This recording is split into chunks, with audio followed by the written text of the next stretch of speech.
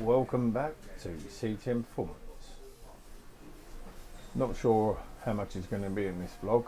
I only started picking up the camera on Thursday. Today is obviously Friday. The reason that I've really not bothered to pick up the camera is on Friday, last Friday, I lost my big boy, Floki. He's only 2 years of age.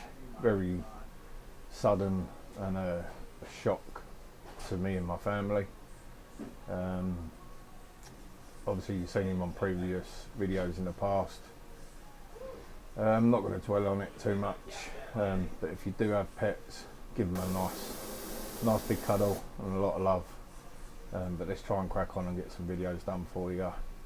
And yeah, happy weekend. Hope you all have a good bank holiday. So, going on from the 2.5 Ford ST, as you can see, Nick has done the block. It's all been skimmed and stuff. As we said to you, we put the cylinder head up for a skim, and as you can see, it has proper blown the head gasket. But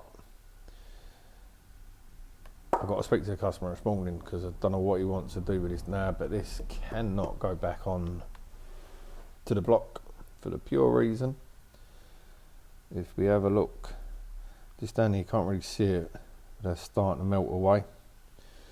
This one is further, and as you can see, you can just about see the insert patrolling that. And if you have a look at this one, it's not there.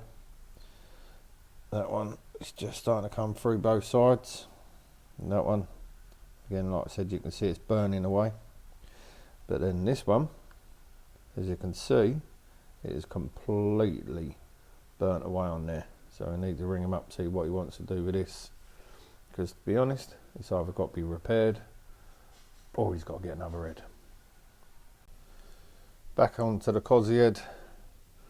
It's all burnt out now, as you can see. Size of them exhaust ports to copy. Big old boys. But all I've got to do is paper this up, make it look all pretty. New guides, re-angle the seats, do the chambers, very light skim, build up, and away she goes. So we're just getting on with the 2 litre TFSI build. Cranks underneath there, bolts are just being blasted and wire wheeled up. Now he's running these old pistons and stuff, and as you can see in the old piston where the exhaust valves dink dink dinked on every piston, for the pure reason he's done his main bolts up with a nut gun, and it's all come undone and done the damage. But it's only the little dinks on there, that's not too bad. New rings to go back in, bolts, bearings, gasket sets, timing chains and everything else, but I'll give you an update on this as I'm going along. Just thought I'd show you on these rings. Some people, if you're just new to building engines or not, this is the second ring. So what we're going to do is I'm just going to explain to you. If you would have just seen, see if it'll focus, the letter T there. So what that means, knowing it's a second ring, it doesn't mean that it's the top ring. But what that means is that T needs to face the top. And then on the top ring, again, can't see anything on that side, but if you turn it over, it's got the T. Again, that needs to face upwards. So just remember, if you're building an engine, to check the rings and make sure if it's got any writing. 9 times out of 10 it might be a T, it might not be, but make sure that the writing is facing upwards. So I thought I'd just show you this quickly. Obviously I'm just done my end float.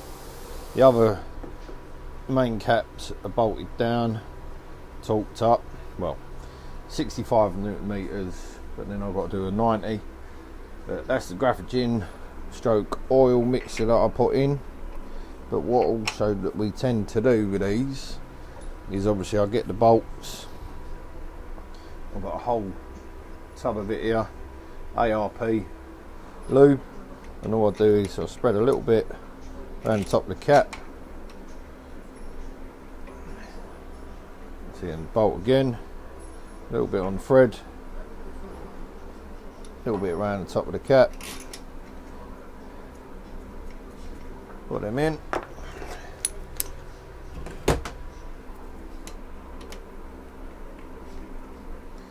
And obviously when you go to tighten these down and torque them up, which this has got to be done to 65 Newton meters and then a 90. Let's try and bring it down so we're equal on both sides, so you ain't putting no stress or anything into there.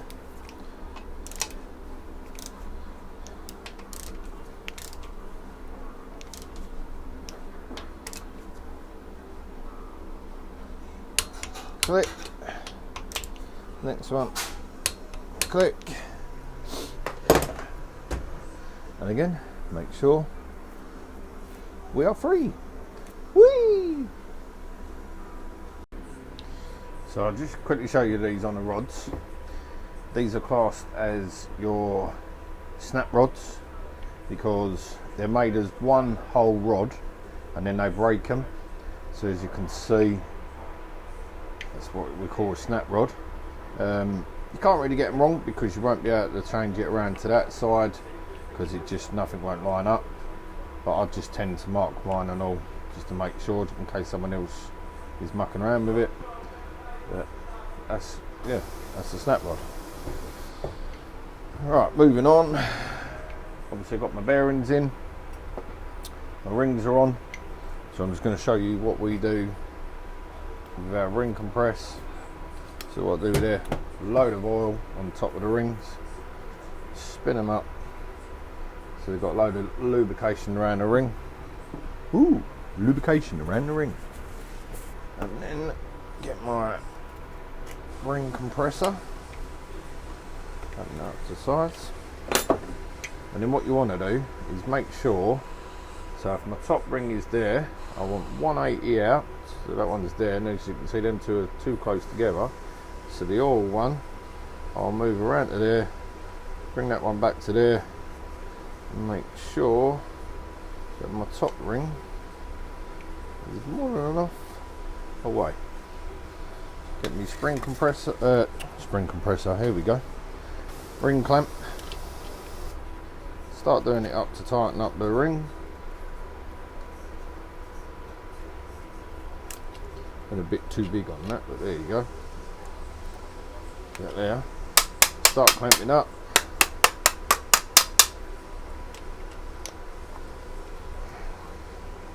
That's fully clamped up now. Make sure all rings are in. Giving it a little tap.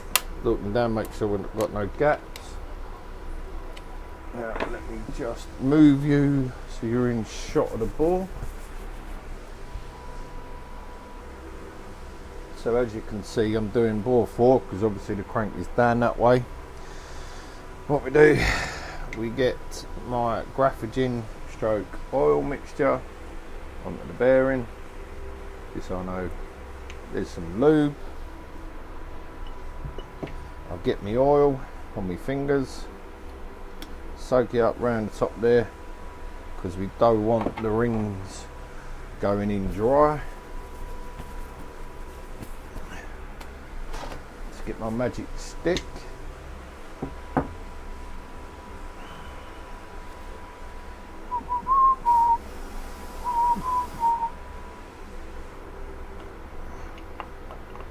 Piston in, my magic stick, just tap around, make sure that the clamp is all the way down.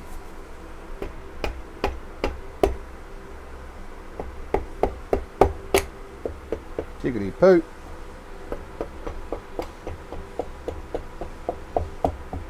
There you go. Let me flip the block over.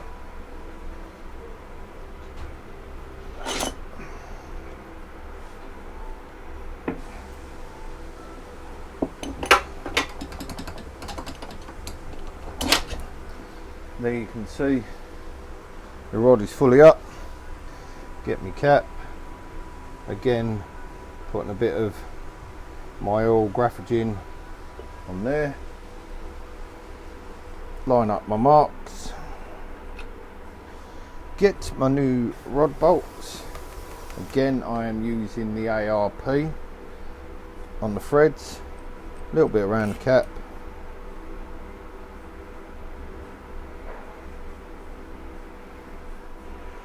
If you're wondering what the main caps are, well, with the paint on them, that's just for me, for my own saying, to say that I've torqued them up and done them at the 90 that they need.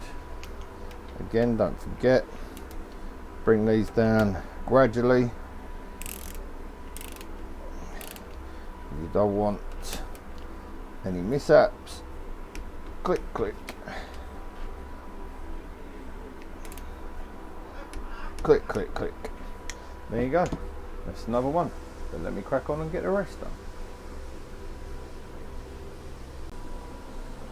So, as you know, I'm doing this Volkswagen TFSI engine build at the minute. I just thought I'd show you where I'm up to, because now I've hit a couple of little snags that I can't do anything until parts turn up. Let's have a little look. So the engine crank cradle is on. It's not bolted down yet, as you can see, but pistons are in, cranks in. It's all been done as you've seen on the video, but let me just show you what's gone on.